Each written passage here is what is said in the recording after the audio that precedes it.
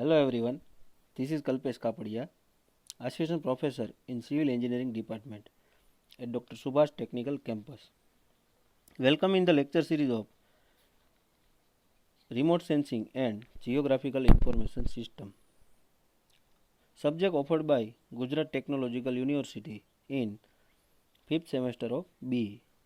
Having a subject code is 3150617.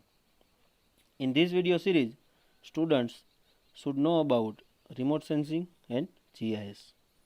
In last lecture, we have discussed about vector data and also raster data. So we have start with vector data and raster data. So vector data is stored as a series of XY coordinate pair inside the computer memory. सो ये vector data जो है वो computer memory के अंदर x और Y coordinate दोनों के pair में स्टोर किया जाता है. Vector data is use to represent point, line and areas और polygons. In last lecture we have also discussed the vector data, that is vector data we can use some points, lines and polygons for the any data in GIS map. So vector data क्या है? तो vector data का GIS map में represent करने के लिए हम कई सारे पॉइंट्स का यूज़ करते हैं और वो पॉइंट्स है वो एक दूसरे के साथ जुड़कर एक लाइन बनती है और वो लाइन है उसको जोड़कर हम पॉलीगॉन बना के उसका यूज़ कर सकते हैं. Figure shows different types of vector data being viewed in GIS application. Let's see one figure regarding vector data.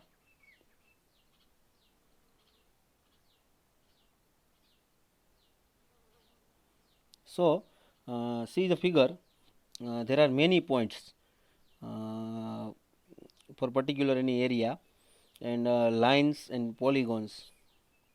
So, this data like any area shows different types of view in GIS application. So, vector data provide a way to represent real world features within the GIS environment. So vector data का use हम real world को represent करने के लिए use करते हैं. Features is anything you can see on the landscape. So ये features से आप लैंडस्केप में कोई कुछ भी देख सकते हो. Then imagine you are standing on the top of the hill. So ये फिगर में हमको ऐसा इमेजिन करना है कि हम ये जो हिल है उसके टॉप पर खड़े हैं. Looking down you can see houses, road, trees, river and so on. So इसमें आपको दिखाई देता है कई सारे ट्रीज है और रोड है और कई सारे हाउसेस जो आपको पॉलीगॉन बॉक्स में दिखाई दे रहा है वो हाउसेस वहाँ पे है. सो ये सब डेटा है वो दिखाई दे रहा है पिक्चर में. So each one of these things would be a features when we represent them in GIS application. So ये सारी जो वस्तुएं है houses, road, trees, river and कोई भी हो, सो ये सब है वो GIS एप्लीकेशन में रिप्रेजेंट होता है. Then vector features have attributes which consist of text or numerical information that describe the features. अब हमने वेक्टर डेटा का यूज़ करके वो सभी पॉइंट है वो सभी कोई भी थिंग्स है उसको हमने वहाँ पे दिखा दिया जीआईएस मैप पे. लेकिन उसकी कोई भी न्यूमेरिकल इन्फॉर्मेशन है लाइक कोई लैंड है या कोई बिल्डिंग है तो उसका पर्टिकुलर जो एरिया होता है, सो एरिया और कोई भी इन्फॉर्मेशन है उसकी वो इन्फॉर्मेशन को एट्रीब्यूट डेटा बोलते हैं और वो उसमें दिखाई देता है.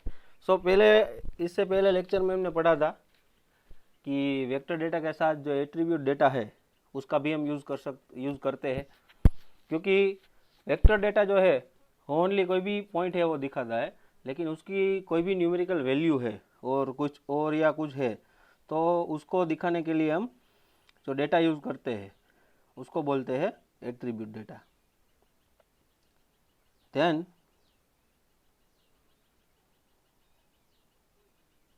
advantages of vector data. So advantages of vector data format is allow precise representation of point boundaries and linear feature. कोई भी थिंग्स है उसको हम पॉइंट बाउंड्रीज लीनियर फीचर के रूप में हम रिप्रेजेंट कर सकते हैं। Useful for analysis task that require accurate positioning. कोई भी टास्क है उसको प्रॉपर पोजिशनिंग में आपको एनालिसिस उसका करना है जीआईएस मैप के ऊपर, तो वैसे आप ये वेक्टर डेटा का यूज़ करके एनालिसिस कर सकते हो। फॉर डिफाइनिंग स्पाटियल रिलेशनशिप, कोई भी स्पाटियल रिलेशनशिप है यानी कि कोई भी जियोग्राफिक डेटा है उसका पोजीशन है कोई भी, लाइक कनेक्टिविटी एंड एजेंसी, उससे सपोज कि एक बिल्डिंग है तो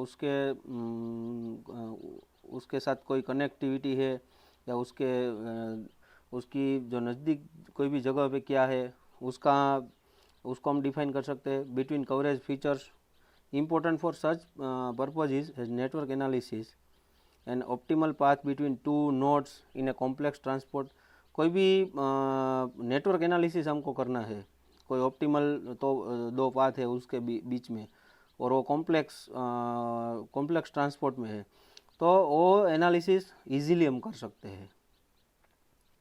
Main disadvantages of vector data is that the boundary of the resulting map polygons are discrete, whereas in reality the map polygons may represent continuous gradation or gradual change as in soil map. So vector data में कई बार क्या होता है, suppose कि कोई soil map है, soil की particular कोई लेयर है तो उसका कंटिन्यूस कोई ग्रेडेशन है या वो कोई ग्रेजुअल चेंज है। सपोज के कोई भी स्ट्राटा है उसमें 5 फीट तक ब्लैक कॉटन सॉइल है, उसके नीचे 2 फुट कोई और सॉइल है। सो ये सभी जो उसका कोई ग्रेडेशन है, कंटिन्यूस ग्रेडेशन, उसको प्रॉपरली वो रिप्रेजेंट नहीं करता है vector data. Then raster data. So last lecture में हमने स्टडी किया था कि रास्टर डेटा को कोई पर्टिकुलर पिक्सल और ग्रिड में हम रिप्रेजेंट करते हैं। So raster data set is composed of rows and columns. तो रो और कॉलम का यूज़ करके हम रास्टर डेटा को रिप्रेजेंट करते हैं। रो और कॉलम को ड्रॉ करके जो पिक्सल बनता है या कोई ग्रिड बनता है, etch pixel represent a geographical region. ये जो कई सारी पिक्सल आपको दिखाई दे रही है, सो सभी पिक्सल है वो कोई जियोग्राफिकल रीजन दिखाती है and the value in that pixel represent some characteristic of that region. और पर्टिकुलर सपोज के फर्स्ट ग्रिड है, फर्स्ट ग्रिड में दिखाई दे रहा है कि सपोज के जूनागढ़ का पर्टिकुलर बोलते हैं कि नरसिंह मेहता लेक है, तो नरसिंह मेहता लेक वहाँ पे दिखाई देगा और उसकी कैरेक्टरिस्टिक्स या उसके रिलेटेड कोई भी डेटा, लाइक उसमें उसका एरिया की साइज़ कितनी है, सो वो भी वहाँ पे दिखाई देगा। सो उसके रिलेटेड कोई भी पर्टिकुलर थिंग के रिलेटेड कोई भी डेटा हो तो वो दिखाई देता है पिक्सल में। Then raster data is used to display information that is continuous across an area and cannot easily be divided into vector feature. So raster data में आप easily कोई भी continuous data, लाइक हमने पहले देखा कि सॉइल है, सॉइल का ग्रेडेशन कोई भी है, सो उसमें हम प्रॉपरली रिप्रेजेंट नहीं कर सकते। लेकिन रास्टर डेटा में क्या है, रास्टर डेटा में कोई भी फीचर है वो प्रॉपरली आप रिप्रेजेंट कर सकते हो। Point polygon and polyline features work well for representing some features on the landscape such as tree, road, building and footprint. So ये point polygon और polyline है वो सभी वेक्टर डेटा के फीचर्स है, उसका यूज़ करके हम कोई भी लैंडस्केप पे ट्रीज, रोड या बिल्डिंग है, बिल्डिंग की कोई फुटप्रिंट है वो हम रिप्रेजेंट कर सकते हैं। लेकिन ये जो रास्टर डेटा है उसका यूज़ करके हम कई सारे फीचर्स है उसको रिप्रेजेंट कर सकते हैं। Other features on the landscape can be more difficult to represent using vector features. Example like the grasslands shown have many variation in color and density of cover. So vector data में only for वहाँ पे tree है, road है, building का कोई footprint है वो दिखाई देता है। लेकिन लाइक सपोज का कोई ग्रास लैंड है, कोई ग्रास वाला एरिया है, सो वहाँ पे कोई कलर का वेरिएशन है तो वो वेक्टर डेटा में नहीं दिखाई देता है। उसका कलरिंग कोड और ये सब देने के लिए हमको ये रास्टर डेटा का यूज़ करना पड़ता है।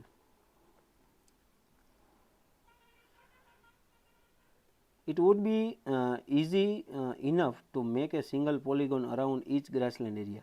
वेक्टर डेटा का यूज़ करके ओनली फॉर क्या कर सकते हो कि वो ग्रासलैंड एरिया है उसको आप रिप्रेजेंट कर सकते हो, but lot of information about the grassland would be lost in process of simplifying the features to a polygon.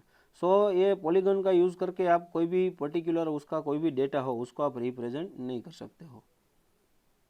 This is because when you give a vector features attributes value to apply to wall feature, so vector aren't very good at representing features that are not homogeneous all over. So सभी जगह पे ये vector data का use करके और attribute data का use करके आप कोई भी फीचर्स को रिप्रेजेंट करने में कई सारी दिक्कत आती है। होमोजीनियसली आपको होमोजीनियसली कोई डेटा है वो नहीं दिखाई देता है। So to digitize every small variation of grass color and cover as a separate polygon. So the problem with that approach is that it will take huge amount of work in order to create a good vector database. So easily आप कोई भी grass का colour और उसका cover है उसको separate polygon आप दे सकते हो, लेकिन उसको डिजिटलाइज करने में आपको बहुत टाइम लगता है। उसको करने के लिए वो डेटा है वो प्रिपेयर करने के लिए एज ए वेक्टर डेटा आपको वो प्रिपेयर करने के लिए बहुत टाइम लगता है। और कई सारे जो ये कलर्स कोडिंग और ये सब है आप वो रास्टर डेटा से इजीली कर सकते हो। अब देखते हैं geo references. So geo references is the process of defining exactly where on the earth surface an image or raster data was created. So georeferences है वो ऐसी प्रोसेस है कि एग्जैक्टली जहाँ पे आपने कोई इमेज या कोई रास्टर डेटा सेट क्रिएट किया है वो उसको आप अर्थ सरफेस पे एग्जैक्टली आप उसको डिफाइन कर सकते हो, उसको बोलते हैं geo references. So this positional information is store with the digital version of aerial photo. यानी कि आप कोई एरियल फोटो का यूज़ करके कोई भी प्रॉपर डेटा है उसको आपको स्टोर किया है तो प्रॉपरली उसका पोजीशन को देखने के लिए आपको जियो रेफरेंसेस का यूज़ करना पड़ता है। When the GIS application open the photo, GIS application का यूज़ करके आप फोटो ओपन कर सकते हो। It uses the positional information to ensure that the photo appears in the correct place on the map. So geo references क्या है वो क्या दिखाता है तो कि आपका जो जीआईएस एप्लीकेशन है तो पर्टिकुलर कोई अर्थ सरफेस पे कोई भी फ़ोटो आपने लिया है तो फोटो को उस पोजीशन में दिखाने के लिए आपको ये जियो रेफरेंसेस का यूज़ करना पड़ता है। लाइक सपोज़ के हमारे जूनागढ़ सिटी में पर्टिकुलर हम एक एग्जांपल लेते हैं कि हमारी जो डॉक्टर सुभाष टेक्निकल कैंपस है उसका फ़ोटो एरियल फोटोग्राफ से लिया गया है। तो अब उसको जूनागढ़ सिटी के कौन से एरिया में वो प्रॉपर उसका स्टैंड है वो देखने के लिए आपको जियो रेफरेंसेस का यूज़ करना रहता है। Then normally this positional information consists of an coordinate for the top left pixel in the image. कोई भी इमेज है उसको प्रॉपर पोजिशनल में रखने के लिए आपको जो कोई भी पिक्सल है उसके टॉप लेफ्ट में रखना पड़ता है। The size of each pixel in the x direction and the size of each pixels in y direction and the amount by which the image is rotated. So properly उसकी जो भी size है उसको x direction में और Y direction में रखना है, क्योंकि आपको जब वो फ़ोटो को रोटेट करना है तो आप वो फ़ोटो को इजीली रोटेट कर सको। With these few pieces of information, the GIS application can ensure that raster data are displayed in the correct place. So वो कोई भी पिक्चर है उसको प्रॉपरली इंफॉर्मेशन आपको चाहिए रहती है तो GIS एप्लीकेशन में रास्टर डेटा है वो आपको वो कोई भी इमेज है उसकी प्रॉपर और करेक्ट प्लेस है वो दिखाता है। So the georeferences information for a raster is often provided in small text file accomplishing the raster. So ये जो जियो रेफरेंसेस इंफॉर्मेशन है सो कोई भी रास्टर डेटा का प्रॉपर एक टेक्स्ट फाइल रहती है। तो टेक्स्ट फाइल जैसे आप ओपन करते हो तो प्रॉपरली वो कोई भी प्लेस है उसके जगह वहाँ पे दिखाता है GIS में। Then vector spatial analysis. In the context of GIS analysis is deriving new information from existing data. कोई भी एग्जिस्टिंग डेटा है, सो एग्जिस्टिंग डेटा में से आपको कोई न्यू इन्फॉर्मेशन डिराइव करनी है तो उसके लिए आपको वेक्टर स्पाटियल एनालिसिस करना रहता है। So it is also the manipulation of data to solve problem. कोई भी प्रॉब्लम हो उसको सॉल्व करने के लिए आप वो डेटा है उसका मैनिपुलेशन कर सकते हैं। Identify all areas with in 500 metre of a lake की आजू बाजू का जो एरिया है उसको आइडेंटिफाई करने के लिए आपको वेक्टर स्पाटियल एनालिसिस करना रहता है। Increasing use is made of the analytical capabilities of GIS, but many GIS projects only use the software to store and manage geographical data. So अब कैसा है कि GIS है उसका उसकी कैपेबिलिटीज़ बढ़ गई है, उसका इंक्रीजिंग यूज़ भी इंक्रीज हो रहा है, but many GIS project only use the software. कई सारे GIS प्रोजेक्ट है उसमें सॉफ्टवेयर का यूज़ होता है कोई भी डेटा स्टोरेज करने के लिए और उसको मैनेज करने के लिए, जियोग्राफिकल डेटा को स्टोरेज करने के लिए और उसको मैनेज करने के लिए। Then vector spatial analysis. Spatial analysis uses spatial information to extract new and additional meaning from GIS data. So GIS कोई भी GIS डेटा है उसमें से आपको कोई एडिशनल मीनिंग निकालना है और कोई न्यू एक्स्ट्रा उसमें वर्क करना है तो आपको ये स्पाटियल एनालिसिस है उसका यूज़ करना रहता है स्पाटियल इंफॉर्मेशन के लिए। Usually spatial analysis is carried out using a GIS application. GIS application का यूज़ करके आप spatial analysis कर सकते हो। GIS applications normally have spatial analysis tool for feature statistics or geoprocessing such as feature buffering. So GIS application है उसमें आप normally कोई भी spatial analysis tool का यूज़ करके कोई भी फीचर्स का स्टेटिस्टिक निकाल सकते हो और कोई जियो प्रोसेसिंग लाइक कोई भी एरिया का बफरिंग आपको चाहिए होता है तो वो भी आप कर सकते हो इजीली।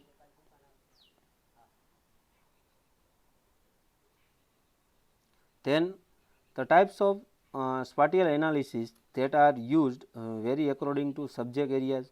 कोई पर्टिकुलर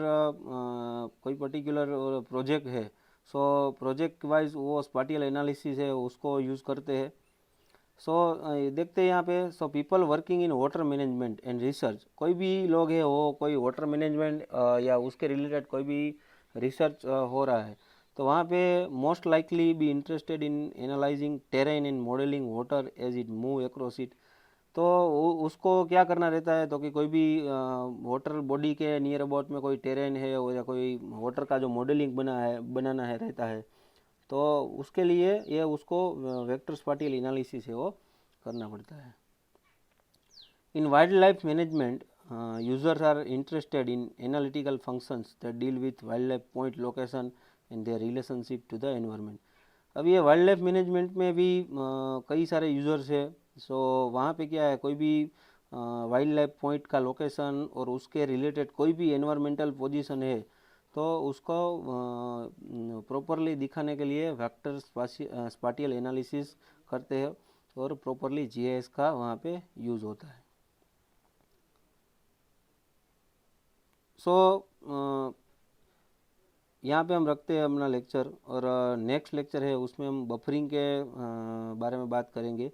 यानी कि पर्टिकुलर कोई भी सपोज़ के कोई एरिया है कोई बाउंड्री लाइन है वो बाउंड्री लाइन का एरिया दिखाने के लिए और उसके पीछे कोई भी एरिया है उसको हम प्रॉपरली दिखाने के लिए बफरिंग का यूज़ करते हैं। सो ये बफरिंग वाला टॉपिक है उसको हम नेक्स्ट लेक्चर में डिस्कस करेंगे। सो in today's lecture we discuss in deeply vector data and vector data and raster data and also its analysis and its advantages and disadvantages. So now we are concluding our session. If you have any query and want additional information so feel free and keep message in comment box. Thank you very much.